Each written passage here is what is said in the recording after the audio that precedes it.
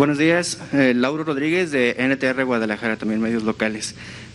Hay varios temas en Jalisco y aprovechando que vienen, no los vamos a abordar todos porque pues, no hay tiempo, pero sí algunos de los principales. Primero, pues también referente a los hechos del 4, 5 y 6 de junio, aprovechando que la rueda de prensa es del tema de seguridad. La Fiscalía General de la República también atrajo una carpeta de investigación sobre el tema. ¿Cómo van las investigaciones por parte de la dependencia federal? Esa sería una. La segunda pregunta es también pues, respecto a la deuda que acaba de contratar Jalisco, que el gobernador mencionó que se debe a que el gobierno federal pues, no ha aportado dinero a la pandemia ni para la reactivación económica. En ese sentido, ¿es esto verdad o qué ha aportado el gobierno federal para Jalisco? ¿Cuántos recursos ha aportado para la pandemia y para la reactivación económica? Sobre la línea 3 del tren ligero, pues ya se habló un poco, pero abundar también sobre si hay investigaciones respecto a las irregularidades que se han señalado por la propia Auditoría Federal y también si la detención de Lozoya y su extradición a México, pues formará parte de las investigaciones, se le cuestionará a él, se le investigará también por estas situaciones de que se le vincula con ser el intermediario entre empresas como OHL y el gobierno del expresidente Enrique Peña Nieto. Esas serían las preguntas para usted. Bueno, miren, acerca de las finanzas en general, tanto del presupuesto que maneja la Federación como los estados, hay que tomar en consideración que en el gobierno federal como en los gobiernos estatales se está enfrentando una situación difícil, delicada, porque se heredó una gran deuda. En términos así muy generales, piensen que durante el gobierno del presidente Fox, al finalizar, la deuda era de 1.7 billones de pesos. Cuando termina la administración de Felipe Calderón, ya la deuda era de 5.2 billones. Y al final, el gobierno, lo que nosotros ya heredamos, es una deuda de alrededor de 10 billones. Solo para el pago del servicio de esa deuda tenemos que destinar alrededor de 600,000 millones de pesos al año. Esto mismo sucedió en los estados. Fue creciendo mucho la deuda y ahora, para enfrentar ese problema en las finanzas públicas, pues hay varias opciones. Una opción es aumentar impuestos para que los gobiernos puedan financiarse. Otra opción es contratar o reestructurar las deudas. En el caso de la renegociación de deudas, lo que se busca es pagar menos intereses y también alargar los plazos, y esto da un respiro a las finanzas. Hay que hacerlo, se hace en todo el mundo. Y también como opción la contratación de la deuda. La otra opción es apostar a que no haya fugas en el ejercicio del presupuesto. sobre todo que no haya corrupción, para que rinda más el dinero, porque antes se optaba por el endeudamiento, por el aumento de impuestos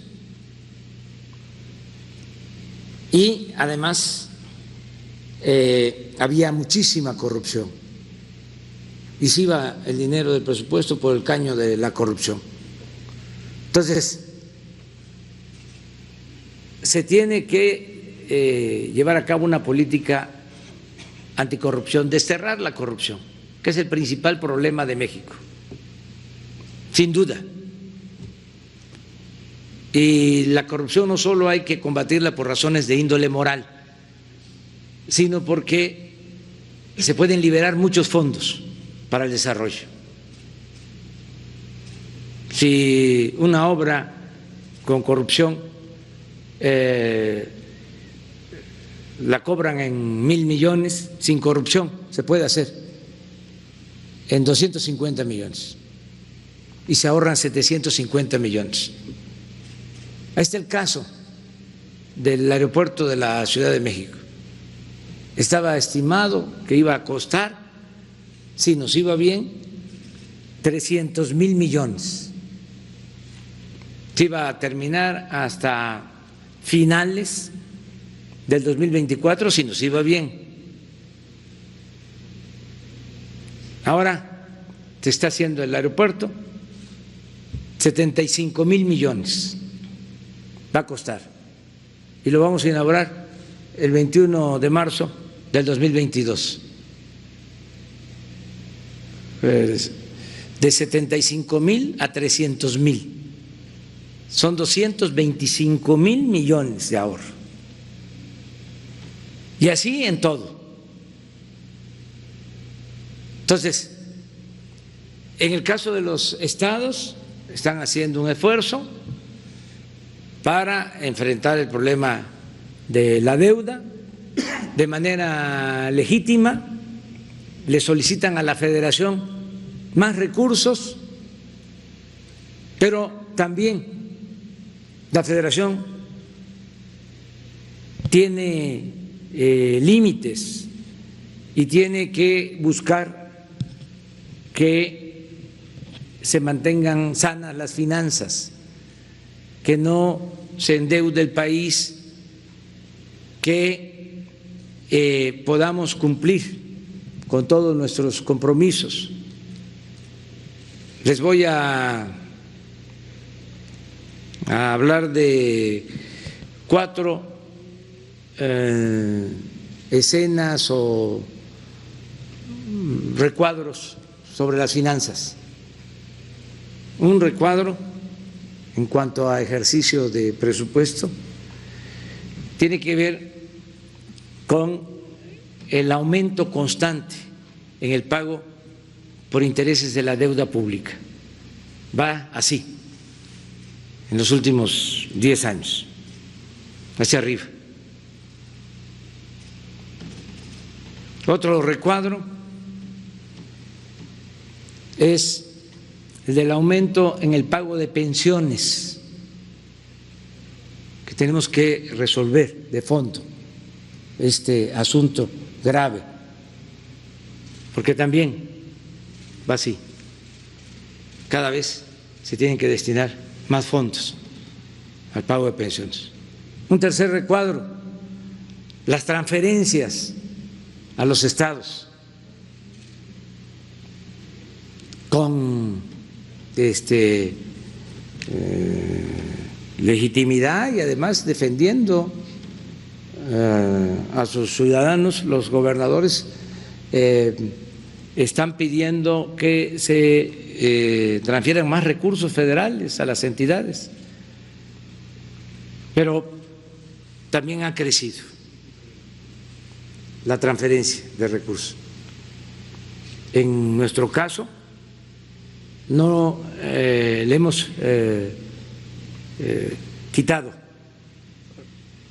recursos a los estados, se les ha entregado lo que por ley les corresponde y de manera puntual, Es decir, no tenemos deuda.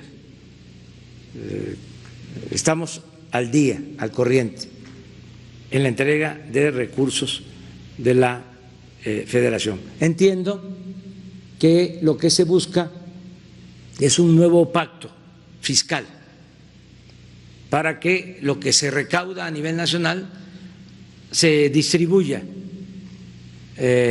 con una nueva fórmula. Eso lo vamos a analizar y es, repito, una demanda legítima de los gobiernos estatales y de los gobiernos municipales. Entonces, ese es un tercer recuadro, pero también puedo probar que ha ido en aumento. Un cuarto recuadro muy preocupante es de que del dinero que maneja la Federación, cada vez, ahora se está corrigiendo, pero cada vez se destinaba menos al pueblo. Ese es el el recuadro 4. Porque creció en los últimos tiempos mucho el aparato burocrático. El gobierno estaba ensimismado. Todo lo que entraba era para el llamado gasto corriente, sueldos elevadísimos. No olvidemos, el director del Infonavit ganaba 700,000 pesos mensuales. Y así otros funcionarios. Se crearon infinidad de organismos supuestamente autónomos, aparatos burocráticos costosísimos y buenos para nada. Por eso el plan de austeridad, para que esos fondos pues se entreguen a la gente, eficientar más el manejo del presupuesto. En el caso de Jalisco, quiero comentarles que además de las participaciones federales, como en todo el país, se están entregando apoyos a la mayoría de la población. En el caso de Jalisco, puedo decir que el 55% de los hogares, hay aproximadamente 2 millones de familias en Jalisco,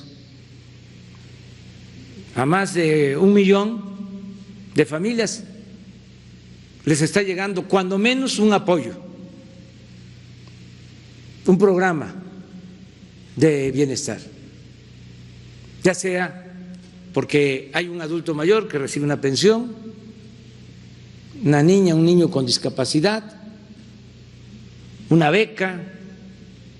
Ahora con la crisis económica, porque esto a lo mejor no se sabe, pero es importante informarlo, solo en créditos para pequeños empresarios del sector formal y del sector informal, de los que se buscan la vida como pueden. Estamos hablando de comerciantes, artesanos, dueños de talleres,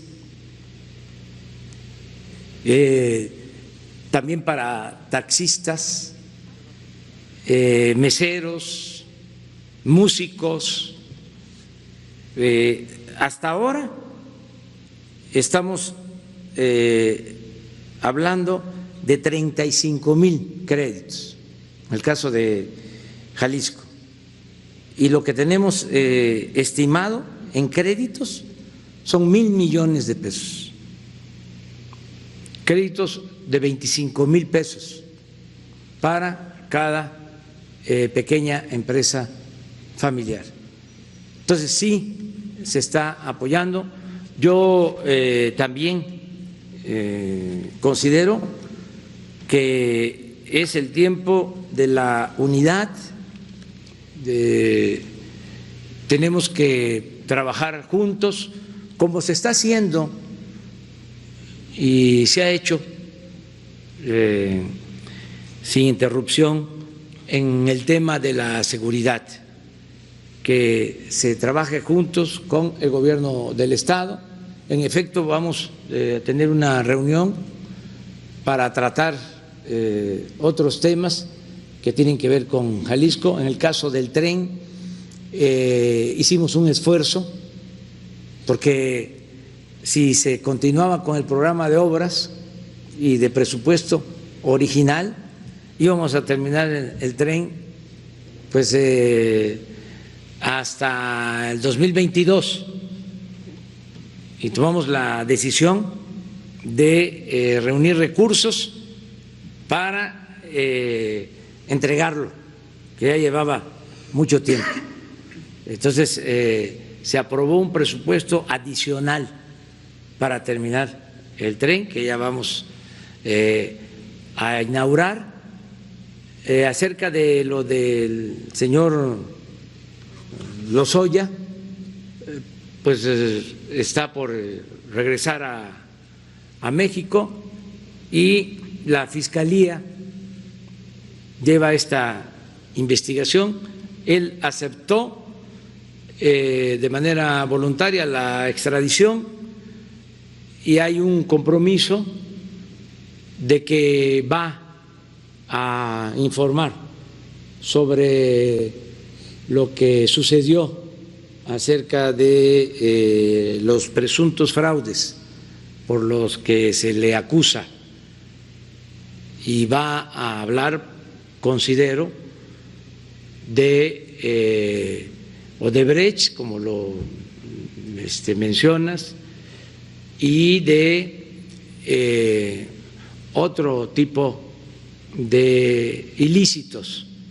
Entonces sí va a ser algo interesante, importante, porque como siempre lo he sostenido, lo mejor es desterrar la corrupción, estigmatizar la corrupción, llamar al corrupto por su nombre, y que cuando menos pierdan su respetabilidad, porque antes robaban y ni siquiera perdían su respetabilidad, hasta se les ponía de ejemplo y se les consideraba muy astutos, muy hábiles, muy bueno para los negocios. Entonces ya esto ya cambió, y por eso esta extradición voluntaria va a ayudar mucho para ir purificando la vida pública, para ir limpiando de corrupción el país. En el tema de las investigaciones de cómo van sobre las violaciones a los derechos humanos en el día 4, 5 y 6 de junio, en la carpeta que tiene la Fiscalía. Eso es, en efecto, una investigación de la Fiscalía. Vamos a informar pronto, le vamos a pedir a la Fiscalía, de acuerdo a tu pregunta, de que presente un informe sobre este tema. Hacemos ese compromiso de transmitirle a Alejandro Hertz esa petición, de que se informe.